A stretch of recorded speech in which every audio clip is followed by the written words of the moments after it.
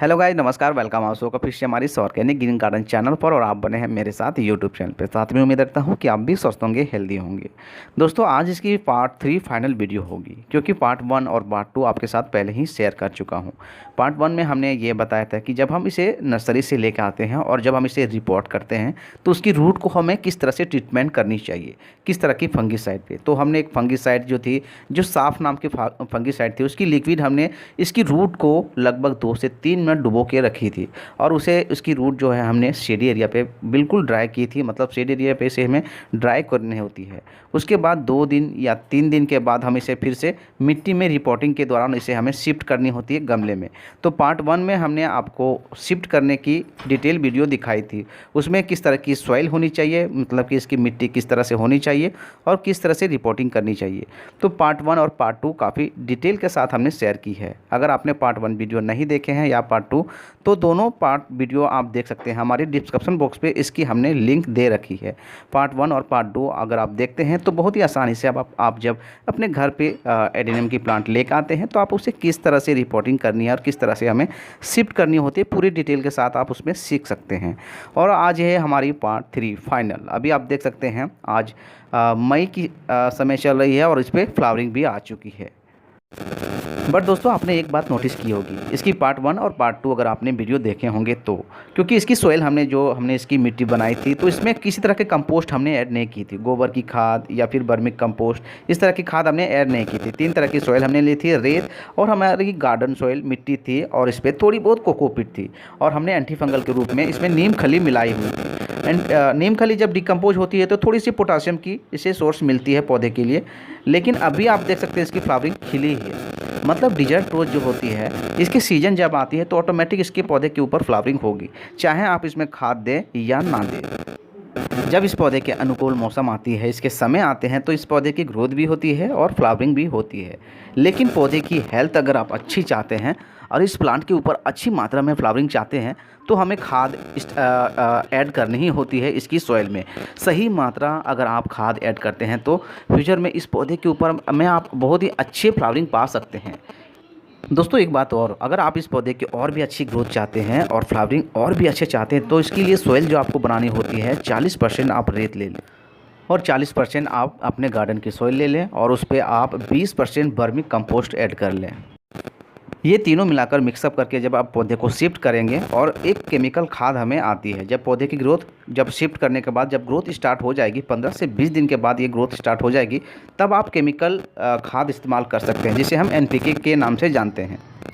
ये केमिकल खाद होते हैं, ये ग्रेनुअल में होते हैं और ये पानी में डिजोल्व होने वाले भी एक लिक्विड बनाने के फॉर्म में आते हैं। तो आप किसी का भी इस्तेमाल कर सकते हैं। NPK 1919 एक पाउडर आती है जिसे आप पानी में डिजोल्व करके आप इसे फॉलियर स्प्रे कर सकते हैं पूरे पत्ते में, और मिट्टी में भी आप इसे स्प्रे करेंगे। हर 20 या 15 दिन के बाद अगर इस्तेमाल करते हैं तो इस पौधे के ऊपर जो अभी फ्लावरिंग 2-4 आप देख रहे हैं, इस पर और भी ज़्यादा फ्लावरिंग आएंगे, सभी ब्रांच में फ्लावरिंग से भी भर जाएंगे। NPK का 19-19 आपको इस्तेमाल करनी है हर 15 से 20 दिन के एक बार।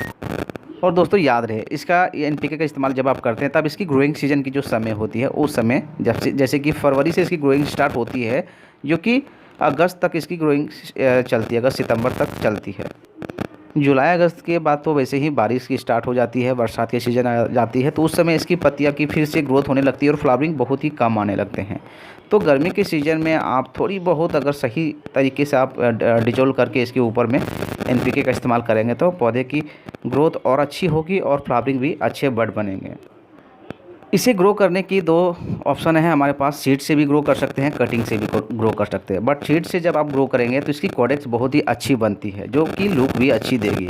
और आप इसकी कटिंग लगाएंगे तो आपको कटिंग वाले में नीचे की जो कोडेक्स बनती है वो कोडेक्स आपको नहीं बन पाएगी, क्योंकि इस फूलों की खूबसूरती, फ्लावरिंग की तो खूबसूरती होती है, बट इसकी जो कोडेक्स होते हैं, तो कोडेक्स भी बहुत ही ज़बरदस्त लुक देती है। इस तरह से आप देख सकते हैं। तो कोडेक्स बनाने के लिए आपको सीड से ग्रो करने होंगे, या फिर आप चाहें तो इसकी वैरायटी आप चेंज कर सकते हो, ऊपर से आप इसे कट करके ग्राफ्ट कर सकते हैं। दूसरे पेटल की जो डबल पेटल वाली जो ग्राफ्टेड होती है, उसकी ब्रांच को आप कट करके ऊपर की ब्रांच को आप जोड़ सकते हैं, जिसे हम ग्राफ्ट करते हैं। जिस तरह से इंग्लिश गुलाब को हम ग्राफ्ट करते हैं, नीचे की स्टेम जो होती है वो जंगली होती है और ऊपर की जो स्टेम होती है वो इंग्लिश गुलाब की बड होती है। उसे बड को हम नीचे के कोडेक्स को छोड़ करके 2 से 3 इंच के ऊपर की जो एरिया होती है इस जगह पे, यहाँ की स्टेम को हमें कट करके उसकी जो रोजी वैरायटी की जो स्टेम होती है उसे हमें जोड़ देंगे, तब वो अलग डिफरेंट वैरायटी भी बन जाएगी और एक पौधे में आपको 2 तरह की फ्लावरिंग आ सकते हैं। दोस्तों अब आती है इसकी वाटरिंग, मतलब इसे हम पानी किस तरह से दे सकते हैं। विंटर सीजन जो होती है ठंड के समय में, वैसे ठंड के समय में इसकी पानी की जो रिक्वायरमेंट होती है वो बहुत ही कम हो जाती है। लगभग महीने में अगर आप इसके 2 बार अगर आप 15-15 दिन में आप दे देते हैं तो इसके लिए सफिशेंट होगी।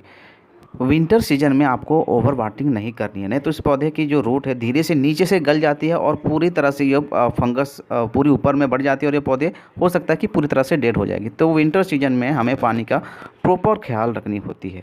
गर्मी सीजन में आप इसे पानी दे सकते हैं, लेकिन उस समय आपको जब भी वाटरिंग करनी है ऊपर की सरफेस एरिया जो होती है उसे आप चेक कर लें। जब 1 से 2 इंच की मिट्टी जब सूख जाएगी तभी आपको वाटरिंग करनी है, ना आपको ओवर वाटरिंग करनी है ना कम वाटरिंग करनी है। मतलब कम भी पानी अगर आप देंगे गर्मी में तो वो इसकी कोडेक्स जो है थोड़ी सी सिकुड़ने लगती है और उस समय भी फंगस लगती है।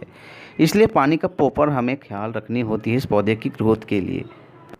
अभी तो ये पौधे आप हमारे देख सकते हैं बहुत ही छोटे पौधे हैं, ये सीड से ग्रो की गई है, ये पिछले साल की है, तो लगभग ये 2 साल के पौधे हैं। तो ये पौधे अभी इस बार फ्लावरिंग नहीं करने वाले हैं क्योंकि ये पौधे मैच्योर बिल्कुल अच्छी तरह से नहीं हुई है। आई थिंक ये लगभग 2 साल बाद ये फ्लावरिंग भी करने लगेंगे, इसलिए इसे अभी उतनी न्यूट्रिशन की ज़रूरत नहीं है। थोड़ी बहुत आप खाद अगर आप देंगे तो लिक्विड खाद आप दे सकते हैं। लिक्विड जो मैन्योर हमारी बनती है केले के छिलके या फिर वर्मी कंपोस्ट जो लिक्विड बनती है, इसे आपको हर 10 दिन में आप एक बार इसकी लिक्विड आप डाल सकते हैं। लेकिन ग्रोइंग सीजन के बाद फरवरी की जो बसंत सीजन आती है, बाहर के मौसम जब आती है तब इसकी ग्रोथ स्टार्ट हो जाती है, उस समय आप इसे लिक्विड कंपोस्ट दे सकते हैं। हर 10 या 15 दिन के बाद आप देखें तो इस पौधे की ग्रोथ भी अच्छी होगी और फ्लावरिंग वाले जो पौधे हैं उसकी फ्लावरिंग भी अच्छी से आएंगे।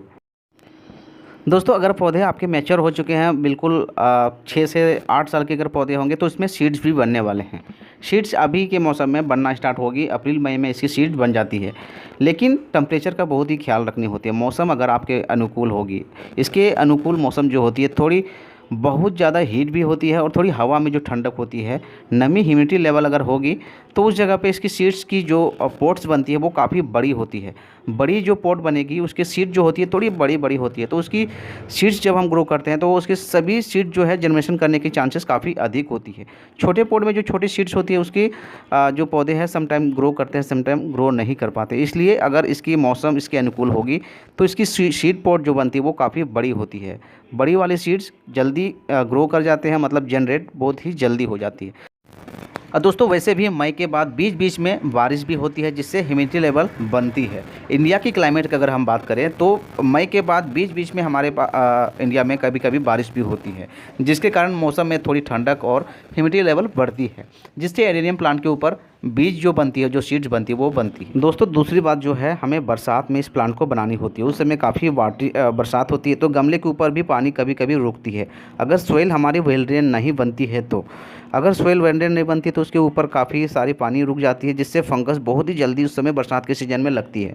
तो उस समय थोड़ी आपको ध्यान रखनी होगी। अगर खुले जगह पे आप इसे रखें तो आप इसी किसी शेडी एरिया में आप रख सकते हैं जहाँ पर बारिश की पानी इस पर ना मिल सके। अगर उस समय आप इसे रखेंगे इस तरह से तो जल्दी इसकी रूट गलती नहीं है, क्योंकि इसकी रूट सबसे ज़्यादा गलती है बरसात के सीज़न में। बरसात सीज़न में इसकी डेड जो प्लांट होने की चांसेस है वो काफ़ी बढ़ती है, इसलिए आपको बरसात में भी ध्यान रखनी होती है। गर्मी की सीज़न में आप ये बहुत ही अच्छे से ग्रोथ करते हैं। अप्रैल मई में इसकी पौधे की ग्रोथ काफ़ी अच्छी होती है और इसकी जो ट्यूब होती है, इसकी जो कोडेक्स होती है उसकी खूबसूरती भी काफ़ी और भी खिलती है। इस समय जो इसकी कोडेक्स है उसकी ग्रीन कलर में आ जाती है, मतलब इसकी जो स्टैम्प है वो काफ़ी शाइन करने लगती है। और जैसे ही इसकी डोमेंसी पीरियड चलती है, जैसे विंटर सीजन के बाद इसकी डोमेंसी सिस्टम चल जाती है, उस समय आपको अक्टूबर नवंबर के बाद ये डोमेंसी में चली जाती है, मतलब ये पौधे शुष्क होने लगते हैं, अपने आप को ये निष्क्रिय कर लेते हैं और उसके पत्ते, इसके पौधे की जो पत्तियाँ होती है वो पूरी तरह से गिरा देते हैं और पूरी निष्क्रिय हो जाती है। पूरी तरह से आपको पत्ते ख़त्म हो जाएंगे और पौधे आपके प्लांट जो है पूरी तरह से खाली सिर्फ स्टेम ही बचेंगे। उस समय आप इसे वाटरिंग आपको बहुत ही ध्यान रखनी है। उस समय पानी आपको बहुत ही कम देनी है, ना आपको खाद देनी है, ना किसी तरह का केमिकल खाद देनी है। उस समय ये पौधे रेस्ट करते हैं तो आप इसे छोड़ दें और और जैसे ही इसकी ग्रोथ सीज़न आती है, जैसे जनवरी के बाद इसकी स्टार्ट हो जाती है ग्रोथ, तो फरवरी में आप इसे, अगर पौधे आपकी थोड़े बड़े हो गए हैं, रूट थोड़ी बॉन्डिंग हो गई है, तो उसे रूट को हमें थोड़ी बहुत कट करनी होती है और फिर से उसकी सॉइल बना करके इसे ऊपर एरिया में प्लेस करनी होती है। क्योंकि इसकी रूट जो है ज़मीन के अंदर में जो थोड़ी बहुत होती है, जब रिपोर्ट हम करते हैं तो उसकी रूट थोड़ी ऊपर करनी होती है। क्योंकि रूट जब ऊपर होती है तो उसकी कोडेक्स की एक अलग लुक हमें देती है। इसलिए जितनी बार हम रिपोर्ट करते हैं तो मिट्टी के अंदर में जो रूट होती है उसे ऊपर हमें करते ही जानी होती है। इसकी स्टेप बाय स्टेप आप देखेंगे जब आप अपने घर पे इसे रखेंगे और जब इसे आप रिपोर्टिंग करेंगे तो आप उस समय धीरे धीरे सीख जाएंगे किस तरह से रिपोर्टिंग करनी है, इसकी रूट हमें किस तरह ऊपर करनी है, तो आप भी धीरे धीरे सीख जाएंगे। कुछ पौधे छोटे से अगर आप ग्रो करते हैं तो उसके अनुसार आप उसकी क्लाइमेट किस तरह की होती है, धीरे धीरे आप भी ट्रेन होने लगे। इसलिए आप जब भी नर्सरी से किसी भी प्लांट को आप जब लेकर आते हैं तो उसे छोटे प्लांट में लेके आने चाहिए। क्योंकि उसकी किस तरह की क्लाइमेट होनी चाहिए, किस तरह से हम जगह रखते हैं, तो उससे हमें कुछ सीखने की भी मिलती है। अभी ये पौधे हमारे देख सकते हैं इसकी कोडेक्स किस तरह से हो गई है। लगभग ये 3 से 3.5 साल हो गई है। तो इसकी कोडेक्स भी अच्छी है और इसके पौधे की लुक आप देख सकते हैं कितनी ही खूबसूरत इसकी फ्लावरिंग है। फ्लावरिंग ये सिंगल पेटल है और सिंगल पेटल में भी आप खूबसूरती इसकी देख सकते हैं। आई होप कि इस वीडियो से आपको थोड़ी बहुत सीखने को मिली होगी। दोस्तों, अगर आपके पास कोई भी सवाल या सुझाव है तो आप हमारे कमेंट्स बॉक्स में व्यक्त कर सकते हैं, या फिर किसी भी तरह के कमेंट्स या क्वेरीज हो तो आप हमारे कमेंट्स बॉक्स में जुड़ सकते हैं। चलिए दोस्तों, मिलते हैं फिर अगले किसी नई टॉपिक के साथ। तब तक के लिए goodbye and see you and